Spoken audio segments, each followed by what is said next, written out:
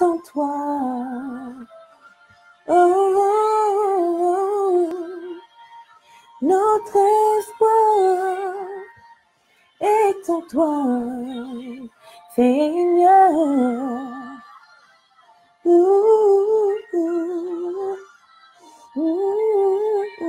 Yeah. Est en toi. Oh,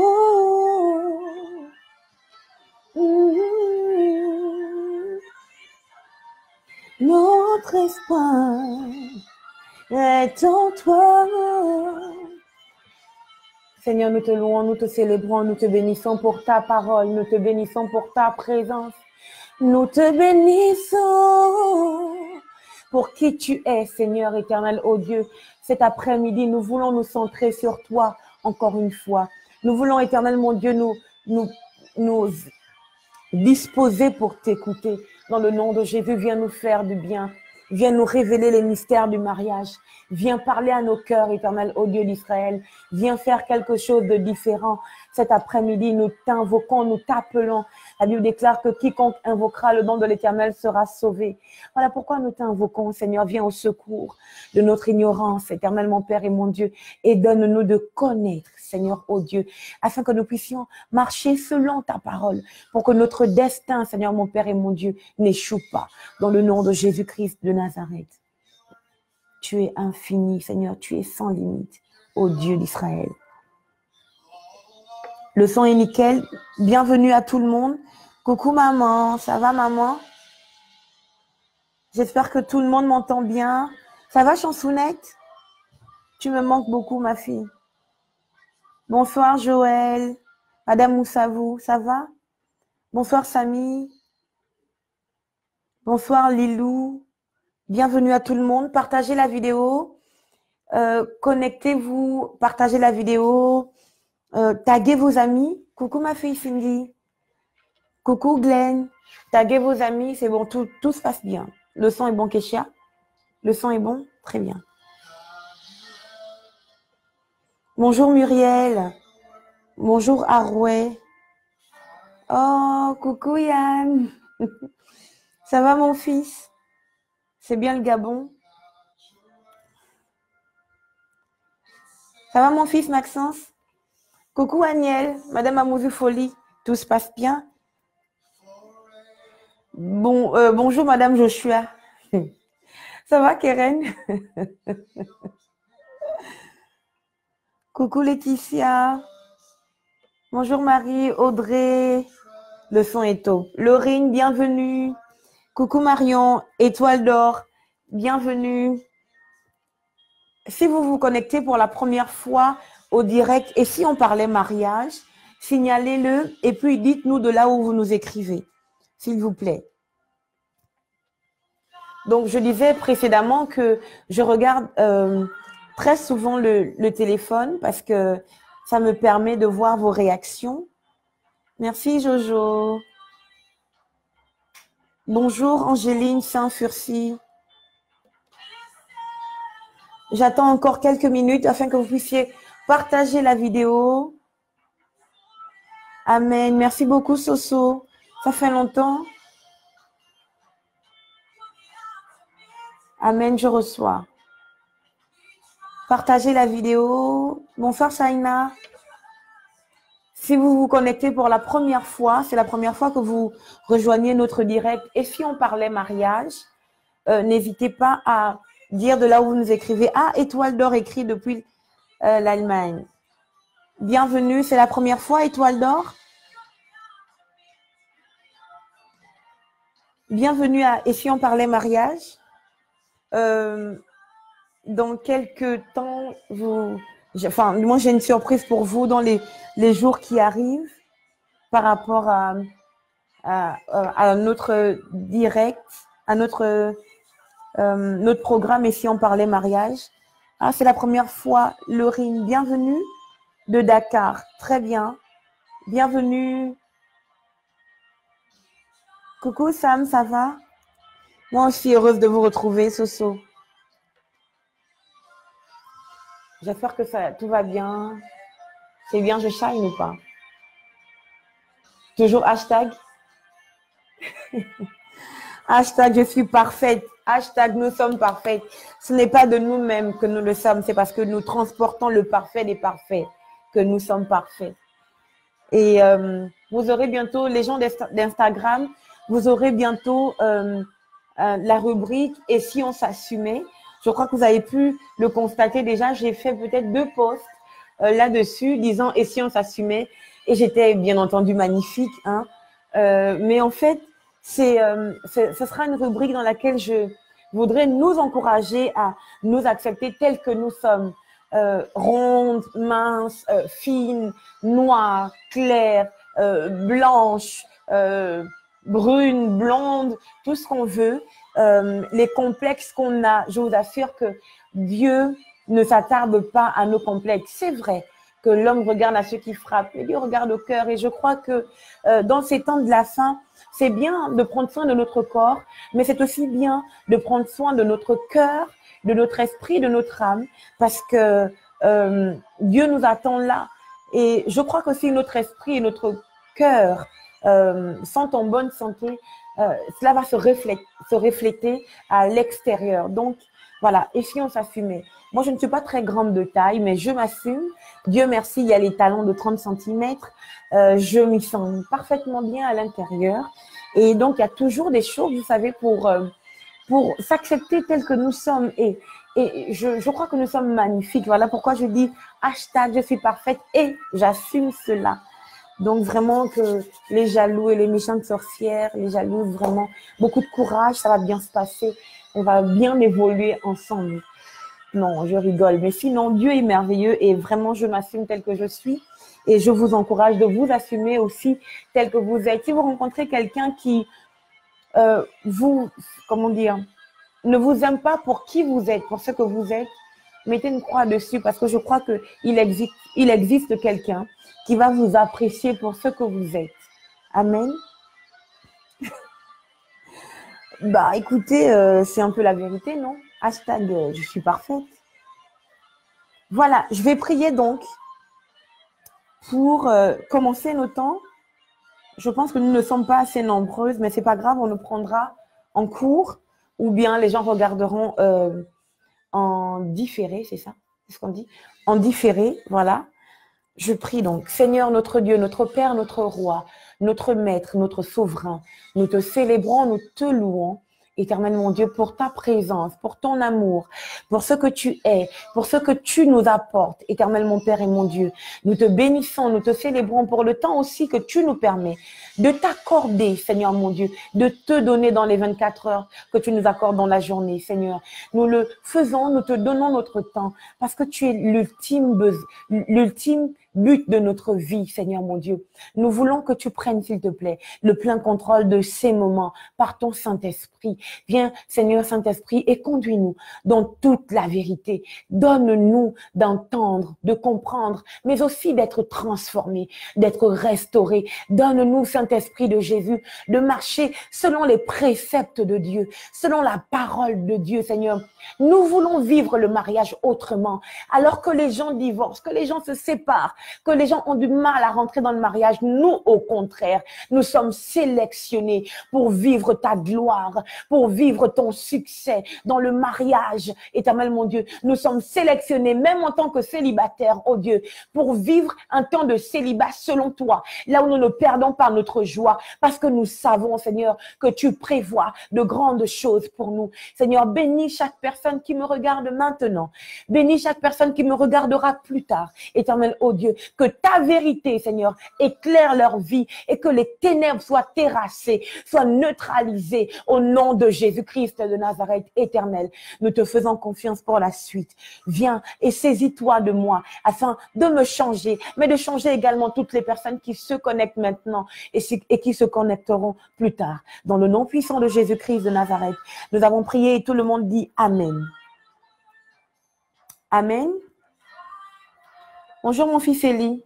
J'espère que ça va mieux ton doigt. Amen. Est-ce que tout le monde peut taper Amen? Oh, Ghislaine, ça va? Je suis contente de te lire.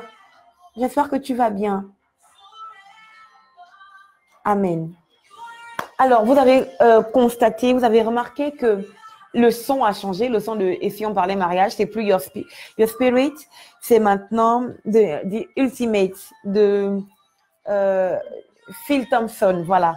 C'est le son du moment. Je pense que Dieu est aussi dedans. Je crois que il est dedans, vraiment. Et voilà, nous allons cheminer avec ce son pendant plusieurs semaines jusqu'à ce que le Saint-Esprit me demande de faire autre chose.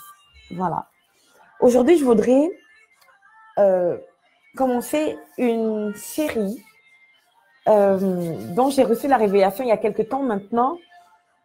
Et je voudrais intituler le temps de partage d'aujourd'hui « Et si tu étais Léa ?» ou bien hashtag « Je suis Léa ». Léa, c'est la première épouse de Jacob, épouse un peu forcée parce que quand vous lisez la Bible, c'est dans le livre de la Genèse, ce n'est pas à la fin de la Bible, mais plutôt au début. La Genèse, pour celles qui ont souvent du mal à lire la parole de Dieu, c'est bien de lire la parole de Dieu, même un chapitre par jour. C'est important pour nourrir notre âme. Donc, c'est dans le livre de la Genèse, Genèse 29. Vous pourriez lire depuis le premier verset pour comprendre un peu l'histoire. Mais aujourd'hui, je vais commencer à partir du verset 31. Ça veut dire que les versets d'avant, je vais vous les raconter en paraphrasant ce que la Bible dit. Donc, c'est hashtag je suis Léa ou bien et si tu étais Léa. La Bible déclare que Jacob fuit sa contrée, son pays, parce qu'il a usurpé la bénédiction de son frère et son frère veut en finir avec sa vie. Ça veut dire que son frère veut le tuer, le détruire. Je ne peux pas répondre au coucou pendant que je suis en direct. Voilà. Donc voilà, Jacob s'enfuit et il arrive chez Laban, le frère de sa mère. Et ce qui se passe, c'est que Jacob est épris de Rachel, la sœur de Léa, la petite sœur de Léa. Et la Bible déclare que Laban lui demande il demande à travailler pour Laban et Laban lui dit qu'il ne voudrait pas qu'il travaille gratuitement pour lui. Et il demande à Laban, que veux-tu? À Jacob, que veux-tu? Et Jacob dit qu'il aimerait prendre pour épouse Rachel. Je tiens à préciser que la Bible précise que Rachel avait les yeux délicats. En fait, ça veut dire que Rachel avait des yeux des personnes qui louchent, qui regardent un peu sur les côtés. Vous voyez ce que je veux dire? Et elle précise également que Rachel était belle de corps et de visage. Donc, Jacob est tombé amoureux de Rachel. Et puis finalement, Laban lui dit, ok, d'accord, il est d'accord pour lui donner Rachel pour épouse, mais qu'il devra travailler 7 ans pour lui avant d'avoir Rachel pour épouse. Donc, Jacob accepte, ils ont fait un marché, il accepte. Et au bout des 7 ans, lors de la nuit des noces, la Bible nous apprend qu'en réalité, Jacob a passé la nuit donc avec sa femme, la femme qu'il a épousée. Et puis au matin, il se rend compte que ce n'était pas Rachel, sa bien-aimée, mais que c'était Léa. Ça veut dire que Laban l'avait trompé. Laban lui avait donné Léa à la place de Rachel. Je vais lire le passage. Le lendemain matin, donc c'est Genèse 29, à partir du verset 25. Le lendemain matin, donc des noces, Jacob se rendit compte que c'était Léa. Alors il dit à Laban, « Que m'as-tu fait? N'est-ce pas pour Rachel que j'ai travaillé chez toi? Pourquoi alors m'as-tu trompé ?» Laban répondit, « Chez nous, il n'est pas d'usage de marier la cadette avant l'aînée, mais termine la semaine de noces avec celle-ci et nous te donnerons aussi l'autre en contrepartie de cette autre année de travail chez moi. » Je voudrais faire une parenthèse. Laban dit, chez nous, il n'est pas d'usage de marier la cadette avant l'aînée. Point. J'aimerais dire, j'en parle parce que moi, il y a quelqu'un qui m'a écrit me disant que la personne est en train de qui m'a écrit, qui m'a rencontré en entretien, me disant qu'en réalité, elle est prête à rentrer dans le mariage, mais elle ne peut pas rentrer dans le mariage, du moins si les parents ne veulent pas, parce qu'elle est la cadette et que sa sœur aînée n'est pas encore mariée. Et j'ai rencontré également un homme qui vit la même situation. Et je voudrais dire que, excusez-moi, ce n'est pas de Dieu. Ce n'est écrit nulle part que l'aîné doit se marier avant la petite sœur, avant le cadet ou la cadette. Ce n'est écrit nulle part. Je pense que Christ nous a affranchis pour la vraie liberté. Et la grâce ne se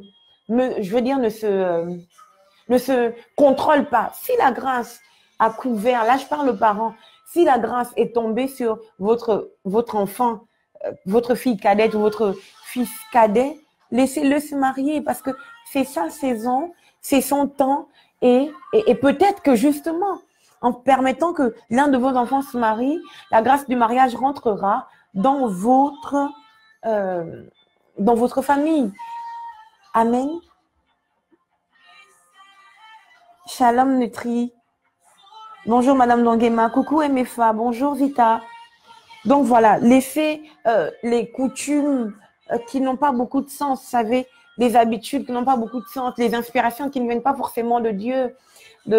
On bloque les enfants en dehors du mariage parce qu'il faut que la cadette, l'aîné se marie avant la cadette et toutes ces choses. Non, la grâce, c'est Dieu qui fait grâce à qui il veut et quand il veut et comme il veut. Donc si la grâce est tombée sur votre enfant cadet, laissez-le se marier s'il vous plaît. Voilà, donc c'est ça l'histoire. Et donc, je vais commencer mon propos. J'aimerais boire, s'il vous plaît. Dans un verre, merci. Je vais commencer mon propos maintenant à partir du verset 31. Voici ce que la Bible dit. L'Éternel vit que Léa était mal aimée et il lui accorda des enfants, tandis que Rachel était stérile. Verset 32. Ainsi, Léa devint enceinte et donna naissance à un fils qu'elle appela Ruben, qui veut dire, voyez, un fils. Car elle dit, l'Éternel a vu ma misère et à présent, mon mari m'aimera. Verset 33. Puis, elle fut de nouveau enceinte et eut encore un fils. Elle dit, l'Éternel a entendu que je n'étais pas aimée et il m'a encore accordé celui-ci.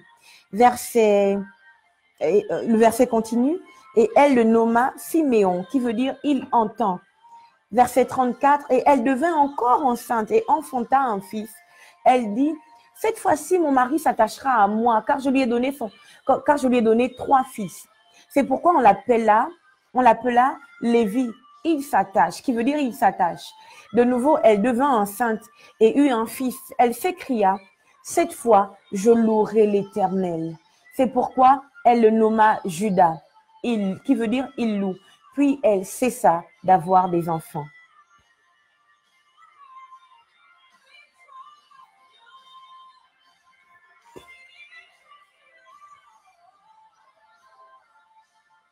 Désolée, j'avais un peu la gorge sèche. Donc, elle cessa d'avoir des enfants. J'ai lu tout le passage, on va s'arrêter sur ce passage. Et puis, par rapport à Rachel, on repartira au début du chapitre et ensuite, on entamera le chapitre 30. Mais là, on est sur hashtag « Je suis Léa » ou bien « Et si j'étais Léa » ou bien « Et si tu étais Léa » quelle aurait été ta réaction? La version crampon dit l'Éternel vit que Léa était haïe, pas qu'elle était pas aimée, non, c'est trop tendre, était haïe. Ici, j'ai lu que Léa était mal aimée. Il y a d'autres versions qui disent haïe, mal aimée ou n'était pas aimée, tout simplement. Donc, imaginez-vous, mettez-vous à la place de Léa. C'est la question que je voudrais poser maintenant aujourd'hui. Mettez-vous à la place de Léa. Si vous étiez Léa, que vous étiez mariée, en fait, c'est un homme qui ne vous regarde pas du tout, et puis votre père s'arrange à ce que finalement vous vous retrouviez à être sa femme, et puis finalement vous réalisez que effectivement cet homme ne vous aime pas. Vous avez beau faire tout ce que vous pouvez faire, il ne vous aime pas du tout. Que direz-vous? Que feriez-vous? Comment vous comporteriez, vous? Quelle aurait été votre attitude? Quelles seraient les décisions que vous aurez pu prendre si vous étiez à la place de Léa? J'attends quelques secondes pour les réponses. Oui, Vita Mengue, si tu étais Léa, comment ferais-tu? Kesha, si tu étais Léa, comment agirais-tu? Nutri, comment ferais-tu? Candice, si tu étais Léa. Marie, si tu étais Léa, comment tu aurais fait? Nelly, si tu étais Léa, comment tu aurais fait? Est-ce que je peux voir vos réponses, s'il vous plaît? Bonjour, Luce. Bienvenue. Coucou, Maëva. Si tu étais Léa, comment tu aurais fait?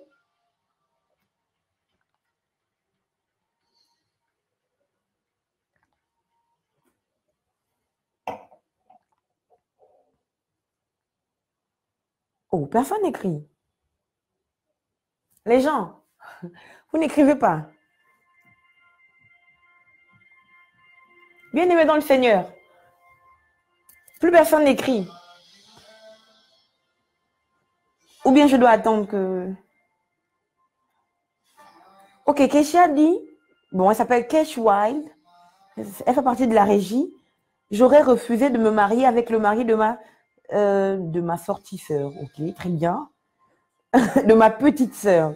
Non, supposons que vous ne pouvez pas échapper au stade de mariage. C'est-à-dire que vous êtes quand même marié. Vous êtes dans le foyer et vous vous rendez compte que votre mari, parce qu'il y a des gens comme ça, hein, ils se disent, bon, même s'il ne fait pas trop attention à moi, c'est pas grave. Voilà, je me marie quand même. Dans le mariage, on va arranger, ça va bien se passer. Donc, on est dans le mariage, on est déjà dans le mariage. Tu es Léa et tu es déjà dans le mariage. Ça veut dire que tu es déjà dans le mariage. Quelle serait ta réaction? Que ferais-tu? Candice, si j'étais Léa, je ne me serais pas engagée dans cette union. Non, je repose la question. Vous êtes déjà dans l'union. Vous êtes déjà mariés. Voilà.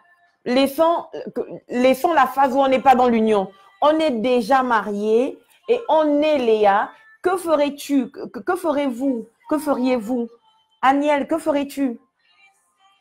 J'aurais été triste au début, après j'allais appeler l'amour dans son cœur. Très bien. Voilà, ça c'est ma fille. Voilà. Si j'étais Léa, je n'aurais pas accepté de me marier avec un homme qui ne m'aime pas. Non, revenez, j'aurais fui. Keren, Lina Joshua dit qu'elle aurait fui. Nutri dit j'aurais demandé la volonté de Yahvé. Bon, je tiens à préciser que quand on est dans le mariage, c'est fini. C'est la volonté de Dieu. C'est fini, fini. Quand on est dans le mariage, c'est fini, c'est la volonté de Dieu. Donc là, on est dans le mariage. Elvire Vinci, bienvenue. Donc le thème aujourd'hui, c'est si j'étais Léa ou bien hashtag je suis Léa.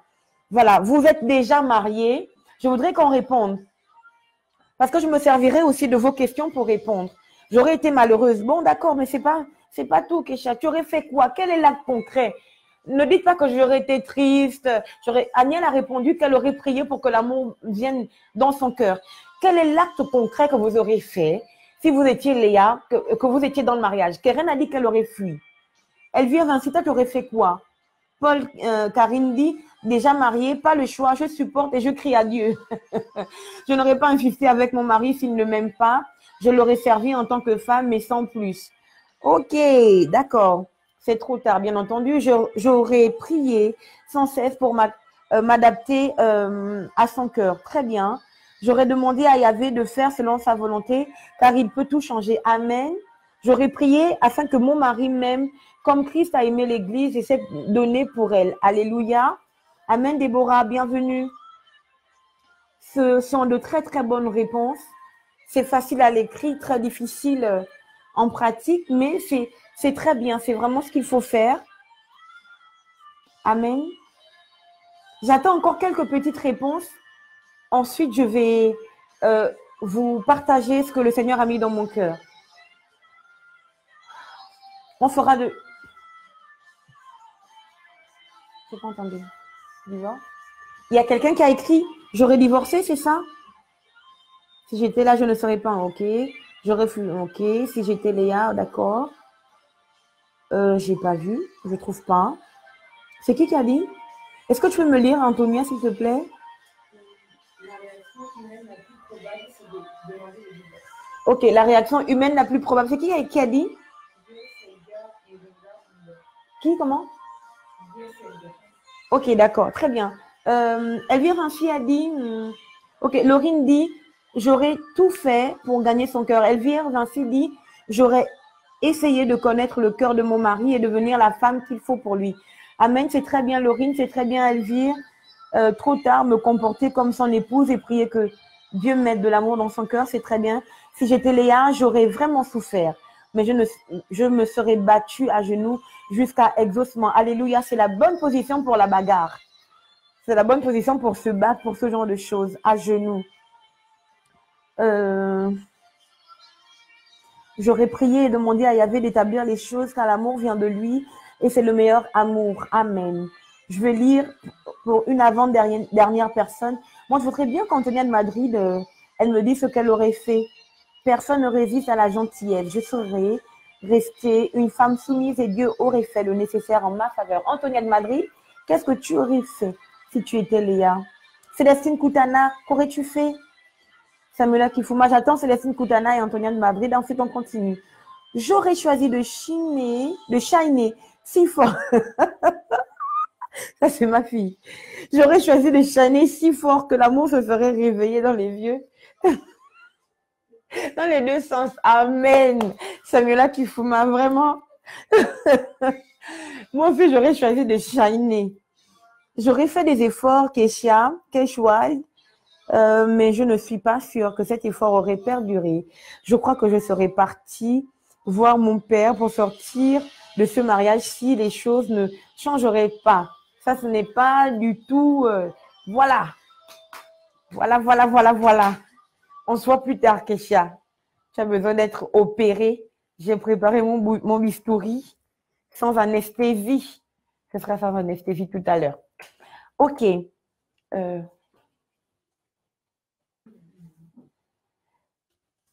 Écrit. Antonia de Madrid, elle dit qu'il allait l'aimer. Amen. Amen, amen, amen. Oui, Célestine Koutana, c'est toi que j'attends. Ensuite, je vais commencer parce que pendant ce temps, s'il vous plaît, partagez la vidéo. Taguez les gens. Ce n'est pas possible, Kesha, mais vraiment. Hein? Partagez la vidéo, taguez vos amis, taguez vos sœurs, taguez les gens, partagez, s'il vous plaît. Laurianota, comme nous ne combattons pas, donc j'imagine contre la chair et le sang, je réfléchis les genoux et me faire plus attirante que jamais. Amen. Bien entendu, le divorce est à proscrire. Célestine Koutana, voilà. Je me serais également fermée au départ, puis j'allais essayer de m'adapter et faire en sorte qu'il m'apprécie au moins. Très bien, mais, je n'aime pas le au moins là. Je n'aime pas le au moins parce que nous, au contraire, nous sommes une race élue. Nous sommes une nation élue. Nous sommes un sacerdoce royal. On ne peut pas accepter des miettes. On ne peut pas prendre des miettes. On ne peut pas accepter des miettes. Non, non, non. On doit refuser le contentement. On doit se positionner à avoir ce que Dieu, afin d'avoir ce que Dieu nous a donné. Et moi, je crois effectivement que si Dieu a permis dans sa sainte volonté, dans sa souveraineté, que Léa se marie à Jacob, c'est parce que le mariage, ce n'est pas d'abord une question d'amour, mais c'est une question de destin. Réaction.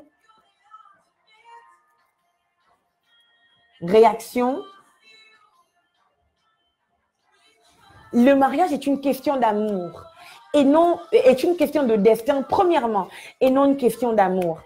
Et là, je voudrais commencer mon propos. Vous savez, la Bible déclare que l'Éternel vit que Léa était mal aimée et il lui accorda des enfants, tandis que Rachel était stérile. Quand on dit ici que l'Éternel vit que Léa était mal aimée, ça ne veut pas dire que l'Éternel constate là maintenant que Léa est mal aimée. Premier point. Ce n'est pas maintenant que l'Éternel qui est omniscient constate maintenant que Léa n'est pas aimée de Jacob. Dieu, dans sa souveraineté, sait effectivement, et il sait clairement que Léa n'est pas aimée de Jacob, que Jacob n'aime pas Léa, que vraiment Jacob fait pas du tout, que Léa fait pas du tout son genre, pas du tout. C'est-à-dire que non, non, il n'est même pas dedans. L'Éternel le savait. Amen. Mais l'Éternel, comment le destin et pas d'amour. Je disais que le mariage n'est pas est d'abord premièrement une question de destin. Ensuite l'amour vient. Vous comprenez? Encore une fois, j'avais dit déjà dans un de mes directs que l'amour, que le destin ne peut pas s'accomplir sans amour. J'ai pris l'exemple de Jésus-Christ. Si Jésus ne nous aimait pas, il n'aurait pas accepté le destin d'aller mourir sur la croix pour nous. Amen. On reparlera de ça plus tard. Peut-être que dans les explications du texte, je pourrais répondre à Héloïse, mais pour le moment, je continue. Je disais que mes pasteurs, donc on se marie d'abord pour le destin et l'amour vient ensuite. On se marie premièrement pour le destin. Ça veut dire que même si j'aime, je pose une autre question. Candice, je pose une question à Candice et puis les autres, vous pouvez répondre. Aujourd'hui, c'est un peu différent, on interagit, hein, c'est très bien. Candice, si par exemple tu es amoureuse d'un gars qui est un coureur de jupons, un drogué, un petit fou, un petit malade, que ferais-tu? Tu l'épouseras quand même? Cela correspond au destin que Dieu t'a donné, auquel Dieu t'appelle? Oui, Candice? Candice? Ma fille Candice? Ah, elle est en train d'écrire? Ah, il y a un décalage, d'accord. Candice, j'attends ta réponse pour continuer, pour que les autres aussi voient. J'espère que vous voyez ce que je veux dire. C'est-à-dire que si vous tombez amoureuse d'un homme qui vous trompe, d'un homme qui ne vous respecte pas, d'un homme qui s'en fiche éperdument des principes de Dieu, qui passe outre, ou du moins qui balance du revers de la main, voilà, Vita, non, oh, moi je fuis au loin. Et effectivement, voilà, Barack Obama, effectivement, voilà. Donc, vous ne pouvez pas vous marier seulement par amour, parce que l'amour ne suffit pas. Amen. Non, non, non. Et ce qui fait perdurer le mariage, ce n'est pas seulement l'amour, c'est le destin.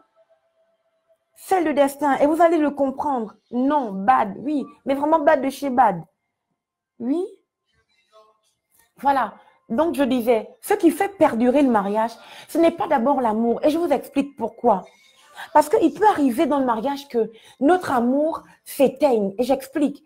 Non pas que la flamme est éteinte, non, mais que la flamme a baissé parce que soit monsieur vous a déçu ou bien madame vous a déçu, vous êtes blessé à l'intérieur de vous, vous avez du mal à pardonner et donc la flamme n'est plus aussi forte que quand vous vous êtes mariés. Mais ce qui fait que vous restez ensemble, c'est parce que vous savez le destin que Dieu vous a donné. Vous êtes conscient de ce que Dieu veut vous emmener quelque part. Du moins, Dieu veut utiliser votre couple pour atteindre un but. Pour non seulement atteindre un but par rapport à vos vies. Voilà, donc j'expliquais que le mariage, c'est le destin. Et il faut que en fait, je n'ai pas encore reçu de notification. J'ai besoin de voir.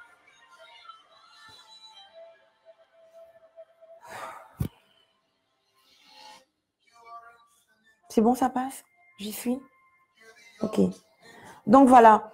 J'expliquais donc que on ne peut... Non, j'ai toujours pas de notification, mais bon, je sais pas. J'expliquais donc que, voilà, si vous êtes tombé amoureuse d'un homme qui n'est pas... voilà, qui ne respecte aucune règle, qui vous trompe, qui vous bat, moi, personnellement, je ne vous encouragerai pas du tout à vous marier à lui sous prétexte que vous l'aimez. Non, pas du tout. Parce que l'amour ne suffit pas pour faire tenir le mariage. Le mariage est une question de destin d'abord. D'abord, et vraiment je dis d'abord. Quand Dieu parle d'Adam et Ève, lorsqu'il dit merci beaucoup d'avoir été patient et de vous être reconnectés, s'il vous plaît, réinvitez les gens, repartagez la vidéo, s'il vous plaît. Repartagez la vidéo, invitez les gens, c'est très important. Ce que nous allons partager aujourd'hui, ce mauvais diable est vaincu dans le nom de Jésus-Christ de Nazareth. Nous allons avancer. Voilà. donc je disais que effectivement, lorsque Dieu parle, Dieu se parle à lui-même, il dit, il n'est pas bon que l'homme soit seul. Je lui ferai une aide semblable à lui. Et lorsqu'il apporte Ève à Adam, il parle à Adam et Ève, multipliez-vous, remplissez la terre, assujettissez et dominez. Voilà, c'est pour dire en réalité, Dieu n'a pas dit, il n'est pas bon qu'Adam soit seul, je lui ferai quelqu'un qu'il pourra aimer, voilà, parce que il a besoin d'être aimé, il a besoin d'amour et tout. Non, non, non. C'est pour le destin, c'est parce que Adam, la mission d'Adam était trop grande. Il avait besoin de quelqu'un pour, comment dire, pour l'aider à accomplir la mission à laquelle Dieu l'avait appelé. Et quand on regarde l'histoire de Léa, je crois qu'au fur et à mesure que ça avance, on constate que Léa finit par comprendre qu'effectivement, ce n'est pas une question d'amour. Elle ne doit pas s'attendre absolument à ce que son mari l'aime comme elle voudrait être aimée. Dans cette version, la Bible, pour elle, la Bible femme, il est dit, l'Éternel vit que Léa était mal aimée. Et moi, j'aime cette version parce que ça me permet de pouvoir faire ressortir ce que le Saint-Esprit a mis à l'intérieur de moi. C'est que Léa était mal aimée. Elle n'était pas aimée de façon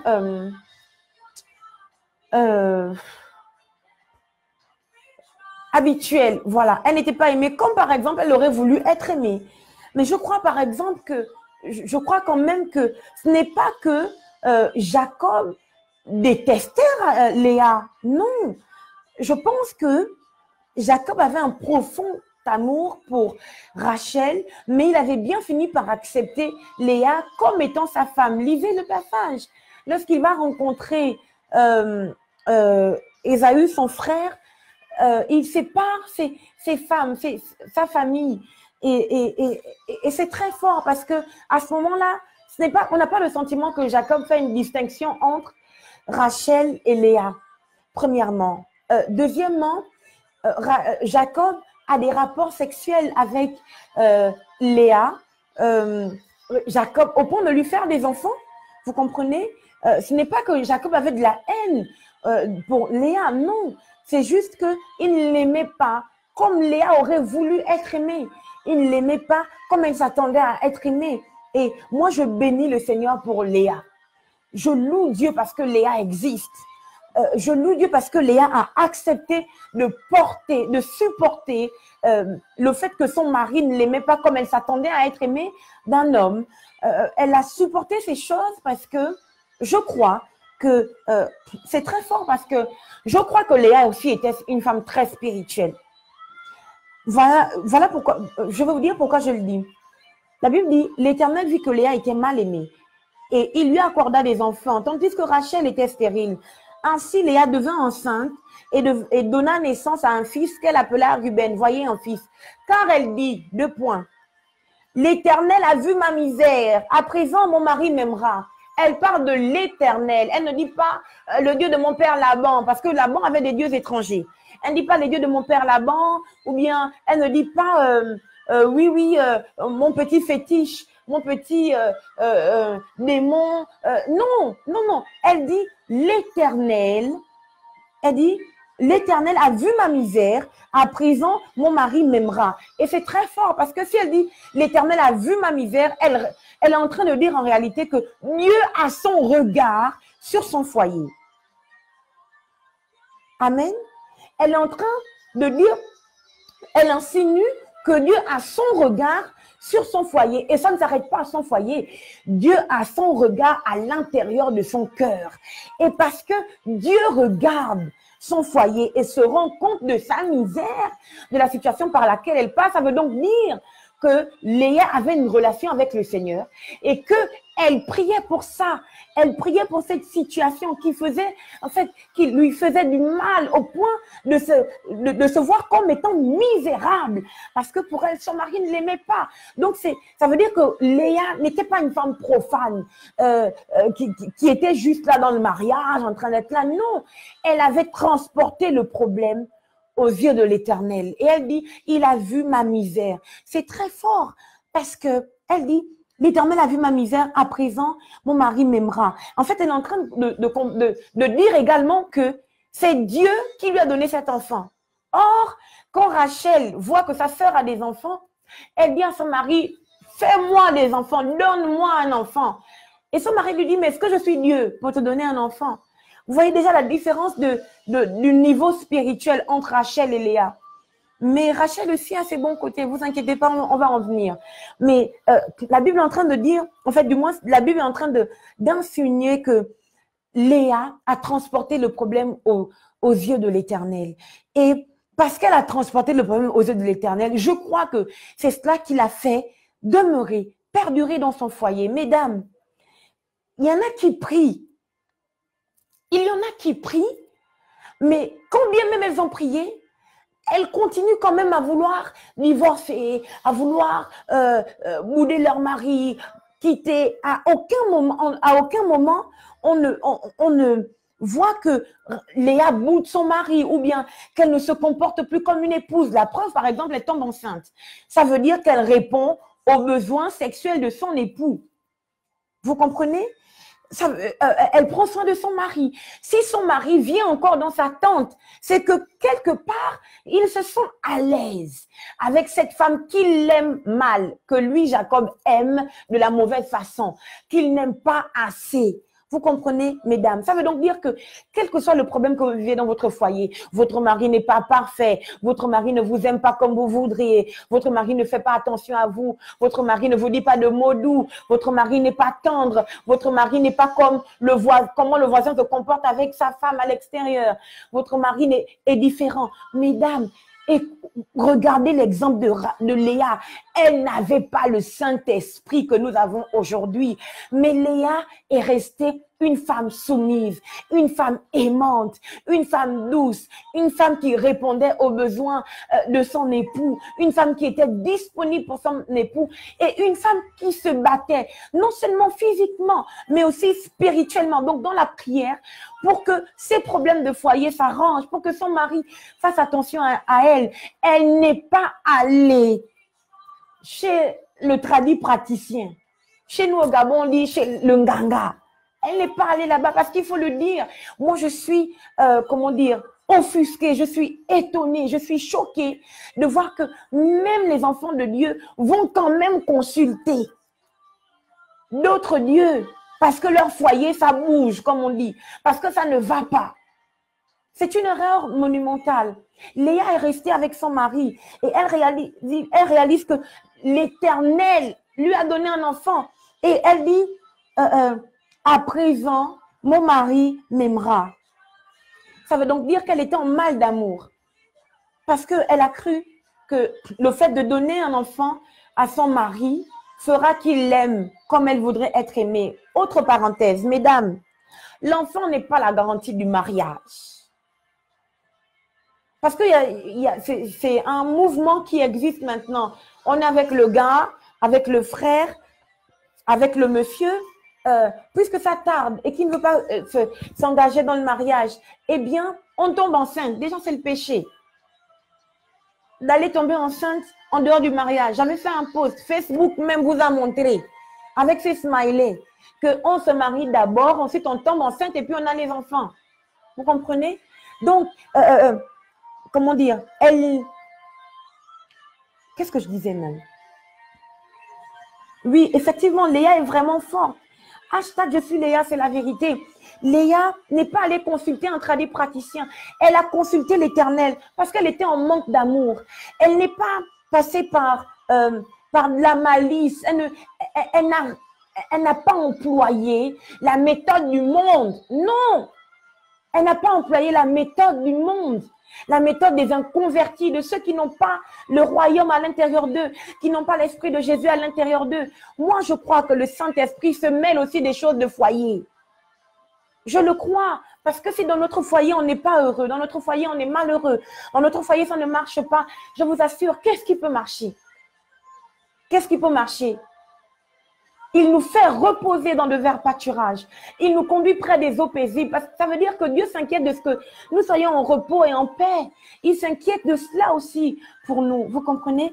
Léa étant en manque d'amour, elle a invoqué l'Éternel. Voilà pourquoi elle dit, l'Éternel a vu ma misère, à présent mon mari m'aimera. Puis elle fut de nouveau enceinte, verset 38, et eut encore un fils.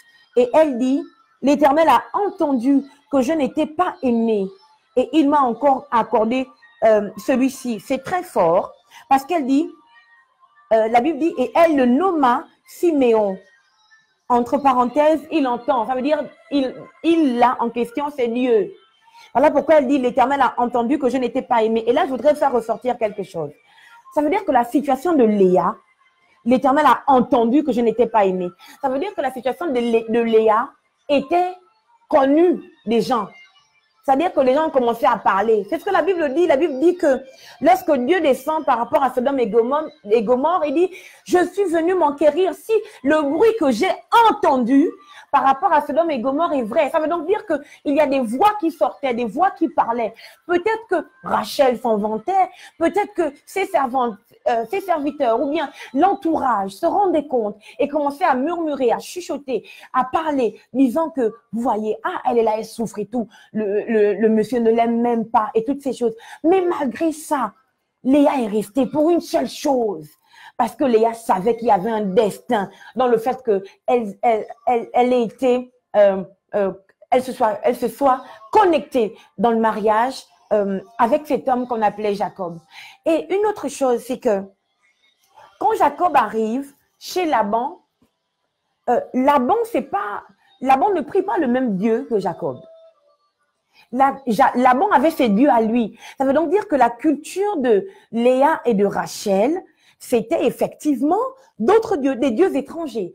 Vous en rendez compte quand Rachel, Léa et leur mari s'en vont de chez Laban et que Laban se rend compte que ces dieux, donc ces statues, qui étaient ces dieux étrangers, avaient disparu. Rachel avait emmené les statues avec elle, les dieux étrangers de son père avec elle, parce que je crois que sa confiance n'était pas dans l'Éternel, mais sa confiance était dans Jacob et dans les dieux de son père. Or, malgré le fait que Jacob avait clairement montré, en s'offusquant le lendemain des noces, de la nuit de noces, clairement montré que la vérité, c'est que lui, alors là, Léa, il n'en veut pas du tout, en fait. Lui, il s'attendait à voir Rachel. Malgré cela, Rachel a quand même épousé le Dieu de son mari. Ça veut dire que Léa a quand même épousé le Dieu de son mari. Et pourtant, elle avait été élevée dans les pratiques animistes parce que son père n'avait pas un seul Dieu, il avait plusieurs dieux. Elle avait été élevée dans les pratiques bizarres. Elle croyait en d'autres dieux, en des dieux étrangers, en plusieurs dieux. Mais une fois qu'elle s'est connectée à cet homme, elle a accepté de laisser tout ce qui était contraire aux croyances de son mari, qui était contraire au Dieu que son mari servait et que son mari craignait. Ça veut dire que ce n'était pas seulement une femme qui voulait le mariage pour vouloir le mariage. Non. Quand elle avait dit oui, quand elle avait accepté de se marier et qu'elle s'était liée à cet homme, elle avait accepté d'épouser le Dieu de cet homme. Et toutes les conversations qu'elle a ici, tout ce qu'elle dit ici, c'est l'Éternel, l'Éternel, l'Éternel. Donc, l'Éternel avait entendu parce que les gens murmuraient. Léa elle-même parlait, les gens devaient certainement chuchoter, les gens devaient certainement dire certaines choses. Mais malgré ça, Léa est restée dans son foyer. Je ne sais pas ce qui te combat. Je ne sais pas ce qui t'embête dans ton foyer. Je t'assure que tu n'as pas vécu pire que Léa. De réaliser, vous imaginez la honte le lendemain des noces, que le mari dise que mais qu'est-ce que tu m'as fait, mince et tout, c'est Rachel que je voulais. Elle s'est donnée à cet homme. Elle, à l'époque, elle se mariait vierge. Donc, imaginez, elle a tout donné à cet homme. Et à la fin de cela, cet homme vient dire que, en fait, à limite, il regrette de s'être retrouvé avec Léa. Et du coup, tout ce qu'elle a vécu la veille est tombé à l'eau. Elle se dit, mais dans quoi je suis? Malgré ça, Léa est restée parce qu'il y avait un destin derrière. parce qu'il y avait un destin et elle avait compris. Voilà pourquoi je dis que Léa était une femme spirituelle. Elle avait compris qu'il y avait un destin en restant attachée à cet homme. Il y avait un destin que Dieu leur avait donné à tous les deux ensemble. Et je ne parle pas d'abord de Rachel, mais à tous les deux ensemble. Dieu avait prévu un destin pour Léa et Jacob. Je vous assure, si vous êtes dans le mariage et que ça ne va plus, le mari, votre mari vous fait du mal, ou même votre femme vous fait du mal, ou bien vous ne vous comprenez plus et toutes ces choses, je vous assure, c'est le diable qui agite les eaux. Résistez. Parce que si Dieu a permis que vous vous mariez, que vous alliez jusqu'à devant monsieur le maire, c'est qu'il y a forcément un destin derrière votre union. Et vous devez le découvrir. Vous devez le découvrir. C'est ça qui va faire que vous restez. Pas seulement l'amour. Non. Parce que l'amour n'est pas suffisant dans le mariage.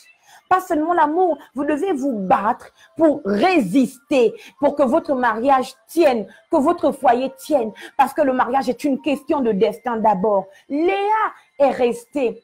Ça veut dire que si Léa est restée, vous êtes seul, vous ne partagez pas votre mariage avec quelqu'un. Et même si vous partagez votre mariage avec quelqu'un, c'est quelqu'un qui sera toujours une maîtresse. Vous voyez? Et si Léa a résisté, vous aussi vous pouvez résister. La Bible dit, je continue, et elle le nomma Siméon, qui veut dire il entend, elle devait encore enceinte et enfanta un fils. Elle dit, cette fois-ci, mon mari s'attachera à moi, car je lui ai donné 3 fils. Bravo. Voici un autre point. Le premier point, c'était que elle a réalisé, elle a dit, l'Éternel a vu ma misère, à présent mon mari m'aimera. Elle a vu que son mari ne l'aimait pas, comme elle voulait être aimée. Et donc, c'était un problème de manque d'amour que Léa combattait dans son foyer, qu'elle combattait dans la prière, parce qu'elle invoquait l'Éternel. Ensuite, elle a eu un deuxième fils qu'elle appelait Siméon. Et là, elle dit, cette fois-ci, mon mari s'attachera à moi, car je lui ai donné 3 fils. C'est très fort parce que là, elle parle du fait de s'attacher. Et j'avais dit dans mes précédents directs que Dieu parle c'est Jésus-Christ qui parle. Non, c'est Adam qui parle et il dit, voici pourquoi l'homme quittera son père et sa mère et s'attachera à sa femme et les deux deviendront une seule chair. Ça veut donc dire que Léa est quelqu'un de très spirituel. Elle comprend que le mariage n'est pas seulement une question d'amour, genre il m'a offert des cadeaux et toutes ces choses, parce que il y a des maris qui offrent des cadeaux, qui vous appellent bébé, qui vous appellent chérie, qui vous appellent ma dulcinée ou bien ma doudounette, tous les noms que vous voulez. Ils vous donnent des petits noms et parfois même, ils vous offrent des cadeaux juste pour avoir la paix. Mais la vérité, c'est qu'ils sont attachés à autre chose ou à quelqu'un d'autre. Vous comprenez? Léa, pour elle, c'était extrêmement clair que le mariage est une question d'attachement. Et elle avait besoin de cela. Parce que quelle est l'équipe, ou bien quel est le couple qui peut accomplir son destin en étant, puisque je parle d'attaché, en étant détaché? Personne. En étant détaché, j'entends par là qu'ils ne sont pas une seule chair. En fait, ils sont mariés, mais ils ne sont pas un couple. Ils sont mariés, mais ils ne sont pas unis. Ils ne sont pas un seul être. Parce que ce n'est pas seulement le fait d'avoir des rapports sexuels qui fait qu'on soit une seule chair. Il faut que même notre façon de penser, la vision qu'on a, qu'on poursuive le même but, qu'on marche dans la même direction, c'est tout ça, être une seule chair. Et Léa comprend qu'un homme doit quitter pour s'attacher. Et là, elle prie. Et elle est très prophétique parce que à chaque naissance, Seigneur, en fait, elle ne faisait pas les enfants pour faire, comme on dit chez nous au Gabon. Elle ne faisait pas juste pour faire. Tout ce qu'elle... En fait, ses enfants étaient... les naissances qu'elle donnait étaient une prophétie de ce qui allait arriver. Était une prophétie de ce qui allait arriver. Léa ne s'est pas contentée simplement de faire des enfants. Léa a fait des enfants mais également leur a donné un destin par leur nom. Et je voudrais, pendant que je parle, je me rappelle, j'ai omis de vous parler de cela, je me souviens, j'ai une autre révélation que je voudrais vous partager pour vous montrer la profondeur de la tristesse de Léa. La Bible déclare, la vérité c'est que quand on a un enfant, c'est en principe le père qui doit nommer ses enfants. Le père doit donner un nom à son enfant. Mais là, la Bible déclare que c'est Léa qui nomma ses enfants. Mais malgré ça, elle est quand même restée dans le mariage. Ma sœur, peut-être que pendant que je te parle, tu es au bord de la rupture, tu as envie d'abandonner et de divorcer, de te séparer de ton mari. Je t'en prie, va revoir ce que notre sœur Léa a vécu, ce que notre grande sœur Léa a vécu. C'est-à-dire que ton cas n'est pas grave. Son cas était désespéré, mais elle s'est accrochée à l'Éternel parce qu'elle savait que c'est Dieu qui a la capacité, la possibilité, qui a reçu le pouvoir de faire que le mari nous aime. C'est Dieu qui tient le cœur de notre mari dans ses mains. Donc Dieu peut nous faire rentrer dans le cœur de notre mari. C'est Dieu qui a la possibilité de faire que l'homme s'attache à nous, que notre mari s'attache à nous parce que Dieu est l'auteur du mariage. Dieu est celui qui fait que notre mariage devient un miracle. Dieu est celui qui permet que nous vivions un miracle dans notre mariage. Je ne sais pas si vous me suivez. Je ne sais pas si vous me suivez. Votre mari ne sera jamais parfait. Mais si votre mari, prend ses responsabilités, il vous a donné un toit, il vous fait des enfants parce que il accepte quand même de s'unir à vous sexuellement. Votre mari sort le matin, il va au travail, il rentre, il est là. Votre mari prend soin de la maison financièrement, il prend soin de vous financièrement. Excusez-moi, vous cherchez quoi? Qu'est-ce que vous voulez demander au Seigneur en plus? Je crois que s'il ne vous aime pas, il fait ce que la plupart des hommes font. Il vous met à la porte. Ou bien, il sort et puis il ne rentre plus jamais. Ou bien il rentre 2 semaines plus tard et puis quand il arrive, vous essayez de demander, il vous dit ah oui, qu'est-ce que tu as à me poser la question, hein? Je suis ton chef. Ou encore quand il rentre ou bien quand il sort, il présente ses maîtresses à tout le monde. Vous voyez ce que je veux dire? Il faut qu'on sorte de cela ou sortons des films hollywoodiens, s'il vous plaît. Le mariage, c'est pas Hollywood. Là où il va rentrer tous les soirs avec une fleur. Non, la fleur en question, elle va faner. Amen. La fleur en question que vous réclamez, parce qu'il ne vous a pas offert la fleur à la Saint-Valentin. Il ne vous a pas amené une rose rouge. Mon Dieu, c'est écrit où? Lisez toute la Bible, c'est écrit nulle part que la Saint-Valentin 1 existe. 2, il amène la rose rouge. Moi, j'ai cherché de la Genèse à l'Apocalypse, je n'ai rien trouvé. Amen. Donc, non, sortez de là et ne m'a pas amené une rose rouge. La rose en question va faner. Vous devez vous battre. Au lieu de vous battre pour qu'il vous offre les roses rouges, battez-vous pour que votre foyer, qui est une fleur, ne fane jamais. Que, quelles que soient les intempéries, quels que soient les vents et les marées, battez-vous pour arroser la fleur qu'est votre foyer. Pour arroser la fleur qu'est votre mariage.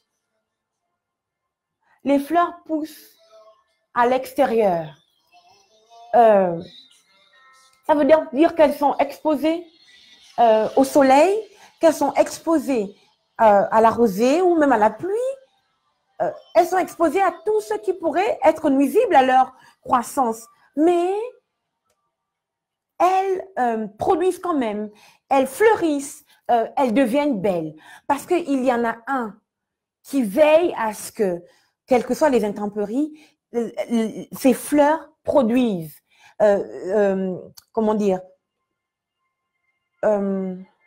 deviennent matures. Voilà, c'est ce que je voulais dire. Donc, vous, qui vous offre la fleur ou pas, qu'il croit en la Saint-Valentin ou pas, parce que encore une fois, Ah, vraiment, les sœurs ne vont pas m'aimer. Et les frères n'en profitez pas non plus. Mais la Saint-Valentin, c'est écrit où? S'il vous plaît. Les gens. Où est la Saint-Valentin? C'est écrit dans quel passage biblique? Ce n'est écrit nulle part. Et quand je parle de ça, je pense à moi aussi. Moi, quand j'ai commencé, oui, il fallait absolument qu'il fête la Saint-Valentin avec moi. Il fallait... Il a le temps. Quand vous voyez mon mari, il a le temps. Il fallait qu'on fête. Il fallait une fleur. J'étais encore une femme-fille. Je n'étais pas une femme. Parce que quand tu es une femme, tu comprends qu'il y a plein qui fêtent la Saint-Valentin. Il y en a plein à qui on offre les fleurs rouges. Mais dès demain, quand il a fini d'offrir la fleur rouge, quand il est parti, il n'est pas rentré. Il rentre 2 semaines après la Saint-Valentin. Vous préférez quoi? Qu'il ne vous offre pas la fleur rouge et qu'il reste avec vous à la maison, ou bien qu'il vous offre la fleur rouge et puis il part chez sa vraie Valentine.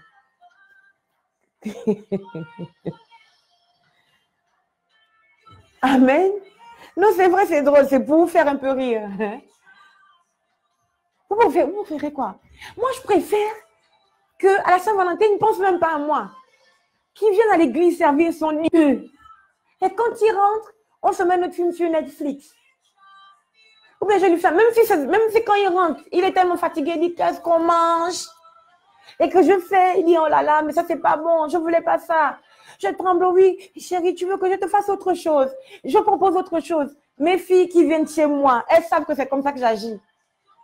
Je ne me dis même pas, oui, oh là là, c'est la Saint-Valentin, il n'y a même pas pensé. Mais même moi-même ici présente, je n'y pense même pas. Je ne m'en souviens même pas. Si je m'en souviens, c'est le matin, après j'oublie parce que je suis concentrée à travailler de telle sorte que mon mariage, le destin que Dieu a donné à mon mariage s'accomplisse. Il faut qu'on sorte des bisounours, qu'on sorte de Hollywood, qu'on sorte des films romantiques. Oh, le mariage n'est pas un film romantique, bien-aimé dans le Seigneur. La régie est en train de me faire signe. Dois-je arrêter ou continuer? Je dois apparemment arrêter. Mais regarde, il reste un seul verset. Comment on fait? Je finis le dernier verset, comme ça la prochaine fois on entame Rachel. Amen. Merci beaucoup, Antonia. Alors, donc, cette fois-ci, mon mari s'attachera à moi car je lui ai donné 3 fils. Son mari s'attachera à elle parce qu'elle sait que le mariage, c'est une question d'attachement et non de rose rouge sans être attaché. C'est pourquoi on l'appela Lévi. Il s'attache. De nouveau, elle devint enceinte et eut un fils. Elle s'écria, cette fois, je louerai l'Éternel. C'est pourquoi elle nomma Judas. Il le loue. Puis, elle cessa d'avoir des enfants. Et là, je voudrais parler. Elle dit, quand elle a eu Judas, elle s'écria. Les autres passages, elle dit.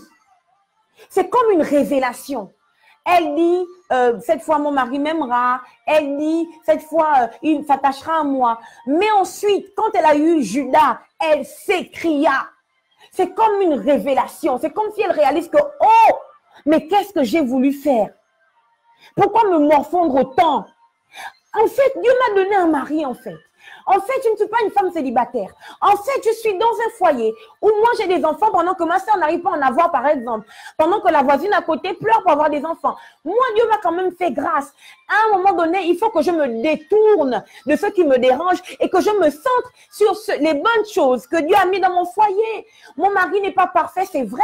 Mais mon mari me donne des enfants. Mon mari accepte de venir se coucher avec moi la nuit. Mon mari respecte mes jours parce qu'elle avait des jours. Mon mari accepte de venir manger ce que je lui fais à manger. Il y a des hommes qui ne mangent plus la nourriture de leur femme parce qu'ils ont trouvé mieux ailleurs. Et quand je parle, tu sais que tu es concernée, ma soeur. Tu vis ça dans ton foyer. Elle a dit, elle s'écria, elle réalise que ce qui est mieux de faire, au lieu de me plaindre, au lieu de me morfondre, c'est de louer l'Éternel qui a permis que pendant toutes ces années où j'ai été avec cet homme qui ne m'a pas forcément aimé comme je voulais être aimé, il a quand même tenu mon foyer. Il a quand même béni mon foyer. Et il a fait que jusqu'à aujourd'hui, voilà, vous et moi, nous parlons de Léa. Amen. Il faut que votre mariage soit un sujet de joie. Que votre mariage soit un sujet de louange. Elle n'a pas chuchoté, elle s'est écriée. Amen. On me fait beaucoup de signes. Je vais devoir m'arrêter là. Peut-être que la semaine, dans 2 semaines, donc lundi, pas lundi qui arrive après-demain, mais lundi sur prochain, peut-être que vous aurez des questions. Vous pouvez les marquer pendant le direct, je pourrai y répondre. Mais aujourd'hui, pour le moment, j'aimerais prier. J'aimerais que vous vous laissiez avec ceci. Dieu n'encourage pas les plaintes et les murmures, le fait de se morfondre. Dieu voudrait qu'on loue parce qu'il y a une puissance dans la louange. Et votre mariage doit être un sujet de louange et non un sujet de plainte incessante. Amen. Je prie donc. Seigneur notre Dieu, toi qui es le Dieu qui a soutenu le foyer, de Léa, nous voici aujourd'hui. Chacune dans sa situation. Peut-être qu'il y en a qui ne se sont pas encore mariés et qui veulent se marier. Seigneur, tu connais toutes choses. Je prie afin que tu leur permettes de se marier et que tu sois celui qui soutient leur foyer. Donne-leur la révélation que tu avais donnée à Léa au nom de Jésus. Peut-être qu'il y a des femmes qui sont dans le foyer et qui se morfondent parce qu'elles n'ont pas véritablement ce qu'elles veulent, ce qu'elles ont décidé être l'homme idéal ou le mariage, le foyer idéal. Seigneur éternel, je crois que les foyers idéaux n'existent pas. Je crois que ce qui existe, c'est le foyer que Dieu nous a donné. Et Dieu nous a dit que la femme sage bâtit son foyer. Seigneur, tu nous as donné des instruments, Seigneur, du matériel pour bâtir notre foyer. Et le matériel que je voudrais utiliser cette fin d'après-midi, oh Dieu, pour bâtir mon foyer, pour aider mes sœurs à bâtir leur foyer, c'est la louange. Parce que rien ne résiste, Seigneur, à la louange que nous t'apportons. Seigneur, tu te sens fort lorsque nous te louons, lorsque nous t'invoquons, Seigneur mon Dieu, par des louanges, par des acclamations. Tu connais les foyers en difficulté. Je prie afin que tu donnes à une femme la force de louer, Seigneur mon Dieu, afin que la stabilité, le calme reviennent dans le foyer. Dans le nom de Jésus, je pense aux fiancés, éternel mon Dieu. Donne-nous la capacité, donne-leur la capacité de louer, Seigneur mon Père et mon Roi, au lieu de se plaindre, d'énumérer les problèmes qui ne vont pas. Seigneur, que nous apprenions à énumérer, à compter les bienfaits de l'Éternel, afin que nous puissions, oh Dieu, booster notre foyer, afin que nous puissions mettre ton bras, ta main en mouvement pour que les choses changent. Dans le nom de Jésus, je crois qu'un foyer fort est une église forte. C'est pourquoi je prie encore ce soir, afin que tu touches une femme, que tu touches un homme, Seigneur mon Dieu, que tu touches un homme marié, une femme mariée, un homme fiancé, une femme fiancée, que tu touches un homme qui est célibataire, une femme célibataire, afin que cette révélation change, éternel mon Père et mon Dieu, sa mentalité, sa façon de voir les choses. Éternel mon Père et mon Roi, fais-le pour que nous puissions te rendre la gloire. Seigneur, nous voulons le mariage, non pas pour nous glorifier, mais pour te glorifier. Non pas pour qu'on nous loue, mais pour qu'on te loue, éternel mon Dieu, dans le nom de Jésus-Christ de Nazareth, que nos foyers, que nos mariages, que nos fiançailles, éternel mon Père et mon Dieu, que nos rencontres soient des plateformes de louange et d'adoration à ton nom, dans le nom de Jésus-Christ de Nazareth. Je bénis chaque personne qui me regarde et qui me regardera. Je prie afin que cette révélation, oh Dieu, change quelque chose à l'intérieur d'eux, dans le nom de Jésus. Amen. Que Dieu vous bénisse, nous avons terminé.